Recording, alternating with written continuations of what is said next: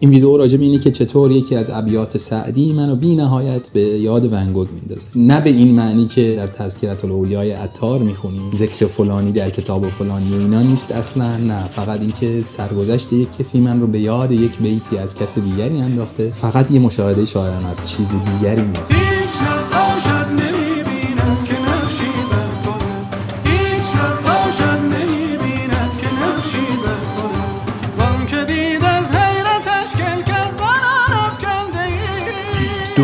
خب دوستان عزیز، یاران همراه، عزیزانی که محبت دارن و به صورت مستمر در چند ماه اخیر که من حالا فعالیتم رو یکم بیشتر کردم تو این کانال همراهی میکنن و دنبال میکنن اون مطالبی رو که من منتشر میکنم اینجا، حتما متوجه شدن که ظرف 1-2 ماه اخیر من محل کارم رو عوض کردم. بالاخره بعد از سالها یک اتاقی رو من دارم که میتونم بهش بگم اتاق کارم. بی نهایت شکرگزارم برای اینکه همچین برکتی تو زندگیم هست. خیلی کوچیکه اینجا، ولی چند روز پیش به یکی از دوستانم میگفتم که اگر که برای من میخواستن که از بهشت جایی رو تعریف کنم، حتما من اینجا رو توصیف میکردم، برای اینکه هر آنچه که دوست دارم تو این دنیا اینجا هست، به غیر از انسان‌ها که دوستشون دارم طبیعتاً، چون خلوتم رو خیلی دوست دارم. روزی که داشتم اینجا رو جمع و جور می‌کردم و دیگه آماده بود که وسایلمو بیارم توش، رفتم به یک فروشگاهی در ونکوور که یه چند تا قاب بگیرم، یه چند تا عکس و قاب به در دیوار بزنم. شخصیتم یه جوریه که یه سری چیزا رو دوست دارم که در لحظه تصمیم بگیرم راجبشون. یه فروشگاهی رفتم و چند تا قاب رو همونجا دیدم که به چشمم خوب اومدن و اینا رو 3 تاشون رو برداشتم، اونایی که این پشت می‌بینید. فکر می‌کردم که خیلی انتخابای رندوم و تصادفی بودن، ولی بعد که اومدم اینجا 1 ماه رو در دیوار اتاقم بودن و باشون وقت گذروندم، متوجه شدم که واقعا اینجوری نیست و هر کدوم از اینها به یک دلیلی به دل من نشستن، به یک دلیلی چشمم رو گرفتن و من تصمیم گرفتم که در اون لحظه حداقل تصمیم گرفتم که اوکی، من دوست دارم این قاب به دیوار محل کارم باشه و روزانه چشمم بهش بیفته. امروز میخوام راجع به یکی از این قابا و راجع به اون آدمی که پشت این قاب هست صحبت کنم. این قاب سمت چپ نقاشی آیریسیس، گل‌های سوسن، اثر نقاش بزرگ ون گوگ. خیلی راجع به این نقاشی نمیخوام صحبت کنم، بیشتر میخوام راجع به خود ون گوگ صحبت کنم. بعد یه دیسکلیمر خدمتتون عرض کنم و اونم این هستش که این ویدیو یک تحقیق علمی تاریخی که از آزمایشگاه توسط یک تاریخدان اومد باشه بیرون نیست. انتظار این رو نداشته باشید که مستندات تاریخی در این ویدیو به شما ارائه بشه. نه، این ویدیو صرفا یک مشاهده شاعرانه است از کسی که تقریبا نصف عمرش رو در ایران زندگی کرده و نصف دیگر عمرش رو در غرب زندگی کرده. کسی که تمام وجودش فرهنگ ایرانی هست ولی به فرهنگ غرب هم بی نهایت علاقه‌منده و براش احترام قائله و درش زندگی میکنه و باهاش به صورت روزانه تعامل داره. بعضن به مسائل و مقولاتی برمیخورم در فرهنگ غربی که یادآور یه چیزی در فرهنگ فارسی هستن برام، فرهنگ ایرانی هستن برام. میخوام به مرور اینا رو به صورت ویدیوهای خیلی کوتاه ضبط کنم و مستند بکنم، تقدیم حضور شما هم خواهم کرد. امیدوارم که دوست داشته باشید. اون بیتی از سعدی که من رو به یاد ون گوگ میندازه این بیته: هیچ نقاشت نمیبیند که نقشی بر کند، وان که دید از حیرتش کلک از بنان افکنده ای. هیچ نقاشت نمیبیند که نقشی بر کند، وان که دید از حیرتش کلک از بنان افکنده ای. سعدی داره به یک کسی میگه که هیچ نقاشی توانایی دیدن تو رو نداره که بتونه یک نقشی به ما ارائه کنه، به ما نشون بده و تو رو برای ما ترسیم کنه. و اون نقاشی هم که تو رو میبینه قلم از دستش میفته و دیگه توانایی نقاشی کردن نداره. برای اینکه مرحله به مرحله توضیح بدم که چرا این بیت از سعدی من رو یاد ون گوگ به خصوص از بین همه نقاش ها میندازه، باید یه سری مسائل رو روشن کنیم که یکی یکی اینا رو براتون توضیح میدم. مسئله اولی که باید روشن کنیم اینه که سعدی داره خطاب به کی این حرف رو میزنه. کیو داره سعدی خطاب قرار میده وقتی میگه هیچ نقاشت نمیبیند که نقشی بر کند؟ این خطاب علیهش کی هست؟ واقعیت قضیه اینه که بزرگترین سوال فراروی بشر از صبح ازل تا زمان ناهازاد تا امروز مسئله وجود هست. سوالی هست برای پیدا کردن توجیه مسئله وجود. همان که شاعر معروف میگه از کجا آمدنم بهر چه بود، به کجا میروم آخر ننمایی وطنم. ما از کجا اومدیم، برای چی اومدیم، کجا قرار هست بریم مثلا. یعنی از همون روزی که بشر به خودآگاهی رسید و دستاش رو بلند کرد و به جوارح خودش نگریست و احساس کرد که من یک وجودی هستم و خودش رو حس کرد، براش این سوال مطرح بوده که من از کجا اومدم، این چیه اصلا، این وجود چیه، این بطری آب چیه، من چیم، اینجا کجاست. جواب این سوالا رو خب بشر همیشه به دنبالش بوده و می‌خواسته که پیدا کنه در دوره‌های مختلف به طرق مختلف. طبیعتاً امروز علوم طبیعی راهی هستن که ما خیلی انتخاب می‌کنیم برای پیدا کردن توجیه وجود، مثل فیزیک و شیمی و حالا سایر علوم. جواب‌ها بیشتر از تو آزمایشگاه به وجود میاد و علی‌رغم قدم‌های خیلی خیلی خیلی بلندی که علوم طبیعی برداشتن توی آزمایشگاه‌ها توی چند صد سال اخیر و هر چه جلوتر هم بریم شتاب و درازای این قدم‌ها بیشتر میشه، واقعا هنوز جواب مشخص و قطعی وجود نداره برای مسئله وجود. یک زمانی بود که ادیان این قضیه رو دنبال می‌کردن و سعی می‌کردن یک توجیهی، یک توصیفی برای مسئله وجود پیدا کنن. عرفان اسلامی هم یکی از این مسائل هستش، جایی که شعرا و متفکران بزرگ ایرانی تو اون قاب سعی میکنن که توصیف کنن افکارشون رو، توضیح بدن افکارشون رو. در نوشته های بزرگان ادب و اندیشه فارسی برای توجیه وجود یک جوابی آمده و اون جواب این است که وجود منشأش، اگر بشه اینجوری نگاهش کرد، که حالا تو تفکرات مولوی این قضیه فرق میکنه. از نظر مولوی به نظر میرسه که ما درون یک چیزی وجود داریم، ما درون یک وجود دیگری وجود داریم. به صورت خیلی کلی و قابل فهم بودن اگر بخوان مطرحش بکنن، اینجوری است که وجود منشأش یک وجود بسیار بزرگ دیگری هست که ما توانایی درک این وجود رو نداریم. قوه ادراک بشری توانایی فهمیدن و درک توجیه مسئله وجود که اون وجودی که منشأ وجود هست رو نداره. مولوی جاهای مختلف در مثنوی صحبت میکنه راجع به این قضیه و بعد از اینکه سعی میکنه که اون منشأ وجود رو توصیف کنه، میگه که توانایی فهم این رو، توانایی درک این وجود کل رو قوه فهم بشری نداره. میگه بیت معروفی داره، میگه بعد از این گر شرح گویم ابلهی است، زان که شرح این ورای آگهی است. و نتیجه گیری که ازش میکنه مولوی اینه که میگه در ضمن قصه من باید این حرفا رو بهتون بزنم، براتون بخونم بیتا رو. گفتمش پوشیده خوشتر سر یار، خود تو در ضمن حکایت گوش دار. خوشتر آن باشد که سر دلبران، گفته آید در حدیث دیگران. گفت مکشوف و برهنه بی غلول، بازگو دفعم مده ای بوفضول. پرده بردار و برهنه گو که من، می نخسبم با صنم با پیرهن. گفتم ار عریان شود او در عیان، نه تو مانی نه کنارت نه میان.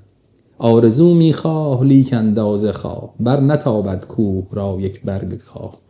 آفتابی که از به این عالم فروخت، اندکی گر پیشت آید جمله سوخت. فتنه و آشوب و خونریزی مجوی، بیش از این از شمس تبریزی مگوی. مشخصا داره میگه آفتابی که از به این عالم فروخت، اندکی گر پیش آید جمله سوخت. میگه که منشأ هستی، اون آفتابی که چراغ هستی ازش روشن شده، اگه یه ذرهش بیاد خودش رو نشون بده، همه چیز رو میسوزونه، اصلا اثری از چیز دیگری باقی نمیمونه. و بهتره که ما در ضمن قصه ذره ذره قطره چکانی نشانه هایی از این وجود رو بدیم و که قوه درک بشری هم توانایی درکش رو داشته باشه. این نکته هم حتما باید بگم که واقعا این ویدیو تبلیغ چیزی نیست، فقط مشاهده هست. یعنی من دارم آنجور که سعدی و مولوی و متفکرین اون دنیا هستی رو میدیدن و میشناختن و تصور میکردن برای شما توصیف میکنم. تبلیغ هیچ اعتقادی نیست. طبعا من اعتقادات شخصی خودم رو دارم، ولی من هیچ چیز رو تبلیغ نمیکنم اینجا. فقط دارم افکار یه سری متفکر و یه سری هنرمند رو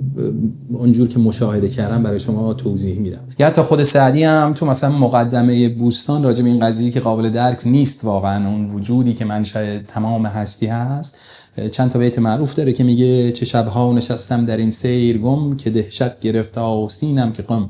محیط است علم ملک بر بسیط، قیاس تو بر وی نگردد محیط. داره راجع به همون مخاطبی که بعد هم در موردش میگه که هیچ نقاشت نمیبیند که نقشی بر کند، وان که دید از حیرتش کلک از بران افکندی. داره راجع به اون حرف میزنه.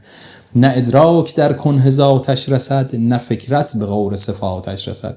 توان در بلاغت به سحبان رسید، نه در کنه بیچون سبحان رسید. که خاصان در این ره فرس رانده اند، بلا احسی از تک فرو مانده اند. به هر جای مرکب توان تاختن، که جاها سپر باید انداختن. پس اون مخاطب ضمیر ات اون وجودی هست که منشأ همه وجود هست، منشأ تمامی هستی هستش، هر آنچه که بوده و هر آنچه هست و هر آنچه خواهد بود. البته مسئله زمان هم خیلی چیز پیچیده‌ای که راجبش صحبت میکنن. مولوی میگه لا مکانی که در اون نور خداست، ماضی و مستقبل و حالش کجاست. و بعضن به جای تلاش در توصیفش راه بهتر رو معاشقه و حمد اون وجود لایتناهی میدونن. و عرفای اسلامی مولوی چندین بیت خیلی معروف داره که بعدها ملا حسین کاشفی از مثنوی کشیده بیرون و کتاب‌های لباب مثنوی و لباب مثنوی رو باشون درست کرد و با این شروع میشه که ای کمینه بخششت ملک جهان، من چه گویم چون تو میدانی نهان. پس این شد خطاب اون صفت هیچ نقاشت نمیبیند. مسئله بعدی که باید راجعش صحبت کنیم برای اینکه بخوام بهتر توضیح بدم که چرا این بیت از سعدی من رو به یاد ون گوگ میندازه، مسئله اینسپیریشن هست. یک کلمه‌ای که در انگلیسی خیلی خیلی زیاد به کار برده میشه، مخصوصا در بین کسانی که کار هنری میکنن، کسانی که کار خلاقه میکنن. و در فارسی یا در عربی یک معادلی داره که حالا خب شاید خیلی کانتروورشال و خیلی بحث برانگیز باشه معادل قرار دادن این دو رو. اینسپیریشن به معنای فارسیش الهام گرفتن هست، اینجوری ترجمه میکنن که مثلا شما یک شاعری، یک نویسنده، یک موزیسیانی، یک نقاشی یه نقاشی رو میکشه یا یک چیزی حس میکنه، یک تجربه درونی داره که باعث میشه که نقاشی رو بکشه، یک تجربه درونی داره. در بازخورد ممکنه با یک اتفاق بیرونی، در بازخورد با یک تجربه بیرونی، یا اینکه اصلا کاملا درونی باشه قضیه، کاملا یک جوشش درونی باشه و دست به خلق یک اثر هنری بزنه اون هنرمند. این رو بهش میگن اینسپیریشن در کلام انگلیسی، در زبان انگلیسی. و در فارسی بیشتر و غالبا به الهام گرفتن ترجمه میشه. فکر می‌کنم الهام گرفتنی که ما امروز بیشتر بهش فکر می‌کنیم از منبعش یک چیزی هست که بیرون خودمون زندگی میکنه، بیرون خودمون وجود داره، ولی که جور دیگری هم میشه دید و اونجوری هست که مولوی میبینه و متفکرین فارسی زبان و ایرانی میدیدن. حتما میدونیم که اگه با میتولوژی و اسطوره شناسی ادیان ابراهیمی آشنا باشیم، میدونیم که به پیامبران این ادیان وحی میشد. مثلا ما قصه نوح رو داریم که بهش فرمان داده شد که برو کشتی بساز، یا قصه ابراهیم رو داریم که فرمان داده شد بهش که برو فرزندت رو قربانی کن، یا قصه موسی رو داریم که در بیابان یک آتشی برای یک درختی برش ظاهر شد. قصه عیسی رو داریم و قصه محمد رو داریم که همه اینا بهشون وحی میشد. کسانی که خیلی بر اساس کتاب ادیان رو دنبال میکنن یا پرکتیس میکنن یا پیگیری میکنن، معتقدن که این پروسه وحی فقط خاص پیامبران هست، فقط خاص اون اولیاء الهی هست. ولی مولوی به خصوص نگاه متفاوتی داره و دیگر عرفای اسلامی هم همینطور. مولوی خیلی به وضوح تا اونجایی که من اطلاع دارم راجع به این قضیه صحبت میکنه و میگه که وحی، یا حالا اون چیزی که من فکر میکنم معادل انگلیسیش میشه اینسپیریشن، خاص پیامبران فقط نیست، خاص همه انسان هاست. در قرآن یک آیاتی هست که میگه که ما به زنبور عسل هم وحی میکنیم و مولوی در ابیاتی در دفتر 5 مثنوی میگه که چون که او حی رب الی النحل آمده است، خانه وحیش پر از حلوا شده است. او به نور وحی حق عز وجل کرد عالم را پر از شمع و عسل. این که کرمناست بالا می رود، وحیش از زنبور کمتر کی بود. وقتی قرآن میگه که ما به زنبور هم وحی میکنیم و زنبور با این وحیی که بهش شده، با این الهاماتی که گرفته، با این اینسپیریشن هایی که گرفته، جهان رو پر از عسل کرده، چطور انتظار داریم که به انسان وحی نمیشه؟ انسانی که خود قرآن در موردش میگه انا کرمنا بنی آدم فحملناهم بالبر والبحر، ناکرمنا بنی آدم. این آیه معروفی است در قرآن که از تأکید بر این داره که انسان از نگاه اون منشأ هستی، اون خالق هستی، هر چیزی رو که می‌خوایم اسمش بذاریم، گرامی داشته شده، در مرتبه بالایی بهش احترام گذاشته میشه. میگه ناکرمنا بنی آدم و حملناهم فی البر والبحر. مولوی میگه که وقتی تو قرآن میگه ما به زنبور وحی میکنیم، مگه میشه به انسانی که میگه این که کرنمناست، انسانی رو که در مرتبه بالایی از احترام نگه داشته میشه، مگه میشه به انسان وحی نشه؟ پس از نگاه مولوی به همه انسان ها وحی میشه. وحی یک پدیده خاص پیامبران و اولیاء خیلی بلند مرتبه الهی نیست. به نظر میرسه که قضیه اینسپیریشن، قضیه الهاماتی که نتیجهش میشه مثلا آثار هنری در میتولوژی و اسطوره شناسی عرفای فارسی زبان، دقیقاً همون قضیه وحی هست. یعنی اینا این یک همچین چیزی رو وحی حساب می‌کردن. و خب بین هنرمندها، بین آرتیست‌ها، اینسپیریشن اصل کار دیگه. یعنی اگه هنرمندی واقعاً نتیجه کارش نتیجه که اینسپیریشن خیلی خیلی اصیل و واقعی نبوده باشه. حالا اینسپیریشن میگم میتونه نتیجه برخورد با یک واقعه بیرونی، با یک مسئله بیرونی باشه، میتونه نتیجه دیدن یک منظره طبیعی باشه که اینسپایر بشه، الهام بگیره و یک کاری رو انجام بده. برای اینکه میتونه یک تجربه کاملا درونی باشه، میتونه از درونش یک چیزی بجوشه، یک شعری رو بگه، یک کتابی رو بنویسه، یک قصه ای رو متصور بشه، یک قطعه موسیقی رو بنویسه. به خصوص موسیقی فکر میکنم تو این زمینه خیلی نتیجه الهامات هست، برای اینکه چیزی از بیرون خیلی براش وجود نداره. یعنی عملا، حالا من شخصا چون تجربه این قضیه هم دارم، شنیده میشه نغماتی که به صورت حالا اوریجینال نوشته میشه توسط یک موزیسین، واقعا شنیده میشن اول در روان آرتیست و بعد تبدیل به رو ساز ریخته میشن یا رو کاغذ میان. برگردیم به ون گوگ هم خب طبیعتاً یک هنرمند خیلی جهانگیری بود که در زمان خودش واقعا قدر دانسته نشد، در زمان خودش اونقدری شناخته نشد، اونقدری دیده نشد، اونقدری حرمت و کرامت و عزت ندید. مثل خیلی از هنرمندای دیگه بعد از فوتش بود که خیلی شناخته شد. ون گوگ خیلی زندگی نکرد و زندگی خیلی خیلی خیلی سختی داشت. یه سری تجربیاتی داشت که در شرح احوالش بیشتر تاریخ نگاران هنر گفتن که ایشون یک سری مشکلات روحی روانی داشت. توی بازه کمتر از 10 سال یک حجم زیادی از نقاشی‌ها رو از خودش به جای گذاشت. تو چند سال کوتاهی که زندگی کرد تجربیات خیلی عجیب و غریبی داشت. در شرح احوالش بیشتر این تجربیات رو نتیجه یه سری مشکلات روحی روانی دونستن و روانشناس‌های خیلی زیادی بر اساس اون قصه هایی که از تجربه زیستش به جا مونده سعی کردن که دیاگنوستس بدن، تشخیص بدن که این مثلا از چه مشکلات روحی روانی رنج می‌برد. مثلا خیلی میگن که کیس ون گوگ کیس شیزوفرنی نبود، برای اینکه مثلا اپیزودهای روانی متناوبی داشت، یعنی یه تجربه خیلی عجیب غریبی رو می‌داشت که توش توهم بود، هلوسینیشن بود و بعد پشتش که ریکاوری کامل میومد که این خب بین روانشناسا باعث میشه که فکر کنن که این شیزوفرنی یک چیز ممتد و ادامه داره، ریکاوری نمیاد پشتش. جالبه برام که بگم بهتون که از چه منظری دیده میشه این قضیه، اینکه هلوسینیشن داشته توی ادبیات و عرفان اسلامی از چه نگاهی دیده میشن این هلوسینیشن ها و توی دنیای مدرن و دنیای امروزی چطور دیده میشن. توی یک دوره خیلی خیلی کوتاه ون گوگ یه سری تعداد خیلی زیادی نقاشی از خودش به جای گذاشت و متأسفانه فقط یکیشون رو برادرش تونست براش بفروشه و پول خیلی اندکی براش بگیره. امروز اگه بتونید یه دونه ون گوگ پیدا کنید، یه دونه نقاشی ون گوگ پیدا کنید، چندین میلیون دلار باید هزینه کنید که اون رو داشته باشید و این یکی از قصه‌های پرغصه جهان ما هست که هنرمندهایی که در فقر از بین میرن و در زمانه خودشون شناخته نمیشن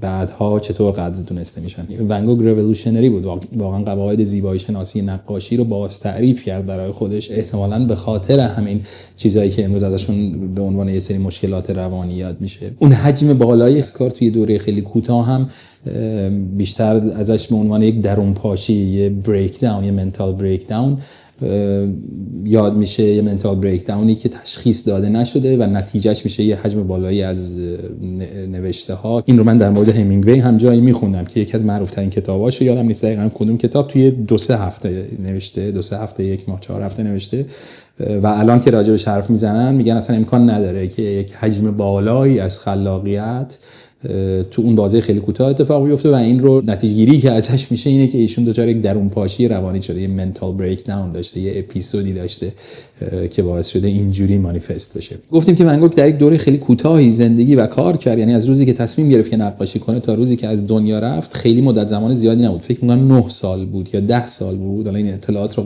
قطعا میشه از روی اینترنت پیدا کرد. 9 سال یا 10 سال زندگی کرد و تو این 9 یا 10 سال تعداد خیلی خیلی خیلی زیادی برای به نسبت حالا اون دوره زمانی دیگه و به نسبت نقاش‌های دیگه میزان بهره وریش پروداکتیویتیش خیلی بالا بود، نقاش‌های زیادی به جای گذاشت و یهو از بین رفت، از دنیا رفت، حالا یا خودکشی یا جور دیگری، و قلم از دستش افتاد دیگه، پیمونش پر شد، رفت. مرگ نقاش وقتی که قلم از دستش میفته یا قلم از دست افتادن نقاش مرگش هست. در نگاه من واقعا نقاشی که این اپیزودهایی که امروز بهشون مشکلات روحی روانی گفته میشه رو داشته و در بازی زمانی بسیار کوتاهی که حجم خیلی زیادی از آثار هنری رو از خودش به جا گذاشته و آثار هنری که آنچنان قواعد زیبایی شناسی قبل از خودشون رو ریولوشنایز میکنن، تحت تاثیر قرار میدن، باز تعریف میکنن، به نظر من از خاصان است، از کسانی است که حتما از منشأ هستی الهاماتی میگرفته و به جایی میرسه که دیگه قلم باید از دستش بیفته و باید نقاشی کشیدن رو کنار بگذاره، برای اینکه یک چیزهایی دیده انگار از نگاه سعدی که میگه وان که دید از حیرتش کلک از بنان افکنده ای، هیچ نقاشت نمیبیند که نقشی بر کند. وان که دید از حیرتش کلک از بنان افکنده ای. یا خود سعدی دوباره تو مقدمه بوستان میگه که وگر سالکی محرم راز گشت، ببندند بر وی در بازگشت. کسی را در این بزم ساغر دهند، که داروی بیهوشیش در دهند. یکی باز را دیده بردوخته است، یکی دیده ها باز و پرسوخته است. کسی ره سوی گنج قارون نبرد، وگر برد ره باز بیرون نبرد. بمردم در این موج دریای خون، کزو کس نبرده است کشتی برون. بله. یا مولوی در جای دیگه میگه که چون رسید اینجا سخن لب در ببست، چون رسید اینجا قلم در هم شکست. لب ببند در چه فصاحت دست داد، دم مزن والله اعلم بالرشاد. بر کنار بامی ای مست مدام، پست بنشین یا فرود آ و السلام. از یه جایی به بعد دیگه یا ساکت میشی یا قلم رو از دستت میگیرن. به هر تقدیر همونجور که عرض کردم خدمتتون، این ویدیو فقط یه سری مشاهدات شاعرانه است، هیچ جور فکت ساینتیفیک، هیچ جور داده آزمایشگاهی درش نیست. این رو هم بگم، آشنایی من با ون گوگ خیلی اتفاقی. من یه روز تو آمستردام سر از موزه ون گوگ در آوردم. تو آمستردام موزه ون گوگ از جایی که خیلی از نقاشی‌هاش نگهداری میشه و چند ساعت اونجا وقت گذروندم و خیلی تجربه عجیبی بود و باعث شد که بعد از اون بی نهایت، البته من از نقاشی هیچی نمیدونم، ولی اون تجربه باعث شد که من بعد از اون بی نهایت به ون گوگ علاقه‌مند بشم، شرح احوالش رو تو چند تا کتاب و تو چند تا فیلم دنبال کنم و بعد از اونم سعادت این رو داشتم که تو چند تا موزه تو چند جای دنیا نقاشی‌های ون گوگ رو از نزدیک ببینم و هر بار که می‌بینم واقعا زانوام شل میشه، برای اینکه خیلی خیلی عجیب هست تجربه زندگی این آدم، چه به لحاظ زیست هنریش و چه به لحاظ زیست فردی و اجتماعیش و اون کارهایی که کرد، اون تصمیمایی که گرفت، اون کارهایی که کرد، نشان از یک روح بی نهایت پرتلاطم داشت، یه روحی که واقعا آنچنان از درون داشت میجوشید ازش که دست به کارهایی میزد که خیلی وقتا سلف سابوتاژ بود دیگه. آدم عملا گوش خودش رو برید، کارهایی که واقعا از نظر اخلاقی، روابطی که از نظر اخلاقی خیلی برچسب‌های ناجوری میشه بهشون زد، ولی برای من هیچ کدوم از اینا، دیدن هیچ کدوم از اینا یا خوندن در موردش واقعا جز عشق و احترام نسبت به ایشون چیزی در من نمی‌انگیزه. پس شد هیچ نقاشت نمی‌بیند که نقشی بر کند، وان که دید از حیرتش کلک از بنان افکنده ای. ارادت. می‌کشد این حیرتم که افکنده ای اوصاف خویش در دهان